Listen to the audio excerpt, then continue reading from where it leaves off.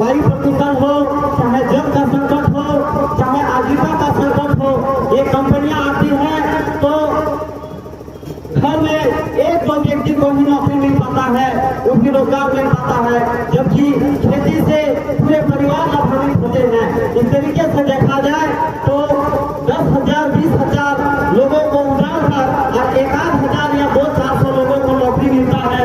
इसलिए ये आजीविका बचाने की भी लड़ाई है, ये जीवन बचाने की लड़ाई है और ये सारी चीजें उजाड़ने का काम विकास के नाम से किया जाता है। लेकिन ये विकास किसका, क्या ये विकास रैयतों का है, किसानों का विकास है या फिर कंपनियों का?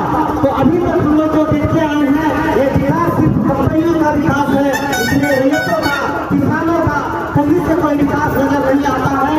इसीलिए अब जो जबरदस्ती नहीं चलेगी, भूमि अधिग्रहण कानून का नियम है, अगर 80% जनता किसी भी परियोजना के लिए सहमत है तभी वहाँ खनन परियोजना चलेगा, अगर नहीं है तो खनन नहीं होना चाहिए। लेकिन कानून के खिलाफ जाकर जबरदस्ती रैयतों को तैयार करके, जिनके 2 इंच जमीन नहीं है ऐसे लोगों को तैयार करके वहाँ से 10-20 किलोमीटर के दूर में रैयतों को तैयार करके बंद कमरों में सभी हाथों से, सभी अंगुलियों से फर्जी सिग्नेचर करके ग्राम सभा करने की काम करके और खनन कंपनियों को डुबाने का जो प्रक्रिया होता है उसको रोकना है। और हम लोग यही उतना दूर से कहने आए हैं कि इस तरह की जालसाजी नहीं चलेगी। किसी महोदय चाहे प्रशासनिक अधिकारियों सभी से कहना है कि कानून का निष्पक्ष ढंग से अनुपालन होना चाहिए। कानून के साथ कबड्डी खेलने का काम जो आपके अधिकारी लोग ग्राउंड लेवल में करते हैं वो अब नहीं चलेगा।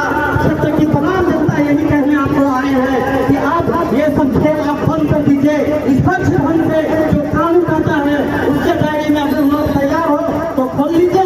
लेकिन चूंकि हम देख रहे हैं कि पिछले 1,000 दिनों से वहाँ की जनता आंदोलन में बैठी हुई है और किसी भी कीमत में जो अपना जमीन नहीं देना चाहती है। और चूंकि ऐसा प्रावधान है कि ग्राम सभा के बिना सहमति के अगर नहीं खोल सकते तो जो जबरदस्ती नहीं करे, उन लोगों को रद्द करने का काम करे और पूरे कनपुरा को बचाने का काम करे।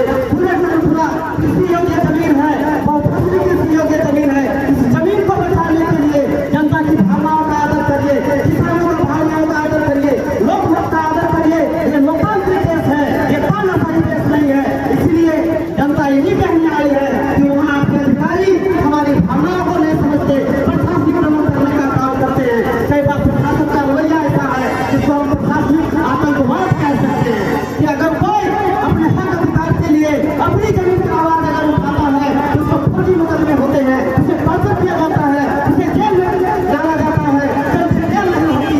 ऐसा लगता है कि प्रशासनिक आतंकवाद है, असली आतंकवाद ये लोग बन चुके हैं। इसलिए आज बाहर के जो आतंकवाद है, बाहर के जो अपराधी हैं, उनसे तो किसान सामना कर ही रहा है, लेकिन प्रशासन को अपराधियों की तरह व्यवहार कर रही है। इस चीज को समझने की जरूरत है क्योंकि जनता जाग गई है। अगर आप ज्यादा दमन करेंगे इस दमन का जवाब आपको मिलेगा। उसी के रूप में आज हजारों जनता आपको यही कहने आया है कि आप प्रशासनिक दमन को बंद कर दीजिए। ये प्रशासनिक आतंकवाद से कहना पड़ रहा है, मुझे अफसोस है, लेकिन आपका व्यवहार यही है। इसको सुधार करने की जरूरत है। ये लोकतांत्रिक व्यवस्था के अनुकूल नहीं है। इस लोकतांत्रिक देश में जनता की राय जरूर लिया जाना चाहिए। कोई परियोजना खुलना चाहिए कि नहीं खुलना चाहिए, ये जनता की राय के बगैर बिल्कुल नहीं हो सकता और ये कानून सम्मत बात है। अगर हम जिस तरीके से मंडलों का आवंटन कनपुरा में हुआ है, अगर हम देखें तो कनपुरा के एक वोट से सारे गांव उजड़ जाएंगे। अगर सारे गांव उजड़ जाएंगे तो क्या इतने सारे लोगों को विस्थापन हो पाएगा? क्या इतने सारे लोगों को हम पूरा फिर से ठीक कर पाएंगे, रोजगार दे पाएंगे? क्योंकि अगर कंपनियों को आने से रोजगार हो जाता तो इतने सारे इतने सारे परियोजना, इतने सारे पावर, इतने सारे प्रोजेक्ट खुले हैं तो झारखंडी लोगों को माने माल होना चाहिए। लेकिन आज भी झारखंडी लोग दिल्ली में जैसे शहरों में बिहार में मजदूरी करने को मजबूर हैं और यहाँ पर दूसरे यहाँ के लोग आकर राज करते हैं। आज बहुत तरह का आंदोलन भाषा संस्कृति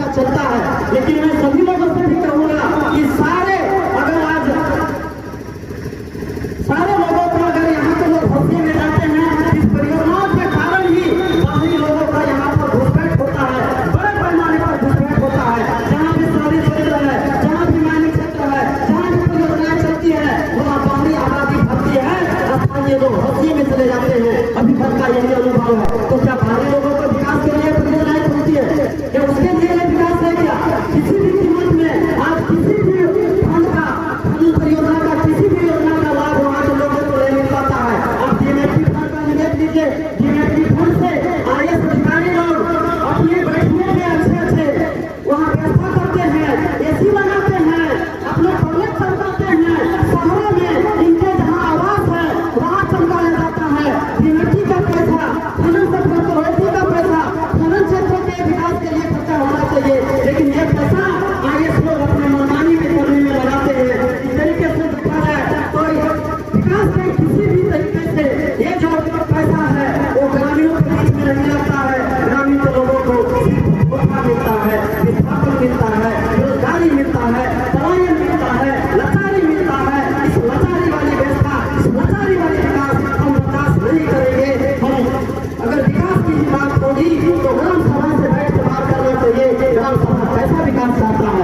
आज पूरे झारखंड में अवैध कोयला माइनिंग होता है, तो पशु अवैध कोयला माइनिंग से लेकर ही धनबाद के क्षेत्र में गोलीबारी हुआ है। ग्रामीण कह रहे हैं कि अवैध माइनिंग से गांव फंस रहा है, पूरा क्षेत्र का जमीन फंस रहा है।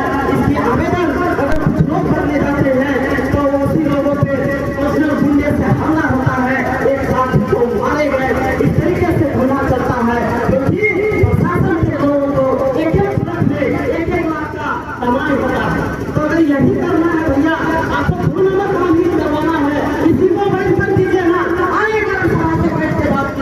ग्राम सभा के लोग विकास के बारे में नहीं है। अगर देश को कोयला चाहिए तो वो देने के लिए तैयार है, लेकिन वो जमीन नहीं देना चाहते हैं। और जमीन क्यों देंगे? ये खनिज ग्राम सभा की है, कानून ग्राम सभा को तय करने देना चाहिए कि कौन से शर्तों के साथ वो देश को कोयला देगा। लेकिन अवैध माइनिंग करा सकते हैं, इससे खूब कमाई कर सकते हैं। यहाँ से लेकर ऊपर सीएमओ तक हर जगह परसेंटेज बढ़ सकता है। लेकिन अगर गाँव के लोग कहे से बैठ के बात करो, इस कोयला में हिस्सेदारी ग्राम सभा को भी होनी चाहिए, इस कोयला पर फैसला लेने का अधिकार ग्राम सभा की होनी चाहिए, तो आप ग्राम सभा से बात करना नहीं चाहते। कितना अच्छा बात होता कि आज दूसरे जगह से जनता आई है, आप यहाँ आकर उनके भावनाओं का सुनने समझने का काम करते, लेकिन सिर्फ 5 आदमी को आपने जाने का एंट्री दिया। तो बातें बहुत कुछ है और बहुत सारे साथी हैं। मैं ज्यादा बात न करते हुए मैं यही कहूँगा कि पंचकुला क्षेत्र किसी भी तरीके से खनन से जो प्रक्रिया है, खनन का जो नियम कहता है, उस दायरे में नहीं आता है। इसलिए इस तमाम क्षेत्र के जितने खनन कंपनियां हैं उसके लिए एमयू को रद्द किया जाए। इन्हीं बातों के साथ, इन्हीं मांग के साथ हम लोग अपनी संकल्प को हमेशा दोहराते रहेंगे, संघर्ष को बढ़ाते रहेंगे। आप सभी साथियों को जोहार, धन्यवाद।